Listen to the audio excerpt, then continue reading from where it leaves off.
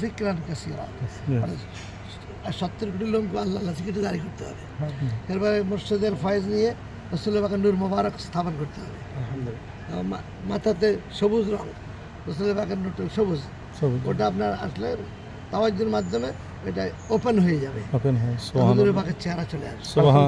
হুজুরের পাকের চেহারা পেয়ে আপনি কদম বসে করলেন, ইয়া রাসূলুল্লাহ শাহজালালের সাথে কথা বলতে চাই, বলতে দেরি দেখতে দেরি হবে। এখানে বসে খাজা গরিবে নওয়াজ, এখানে বসে আপনার যত আল্লাহ ওলিদের সব এখানে হাজির করতে পারবে, সালাম দিবেন হাজির। এই জিয়ারত ছিল আল্লাহর ওলিদের জিয়ারত। এখন শাহজালাল কেমন চেহারা, কি হালাত আছে আপনি জানেন না, আপনি সালাম দিতেছেন, এটা তো সব আছে, ফায়দা আছে, ওনার দরবার হাজির, কিন্তু আসল ফায়দাটা নিতে পারছেন না, যার কারণে আজকে মানুষের মধ্যে সেই একিনটা আসতেছে না। আর এইটা না জানার কারণে মাথার ভাঙতে হইতেছে একদম।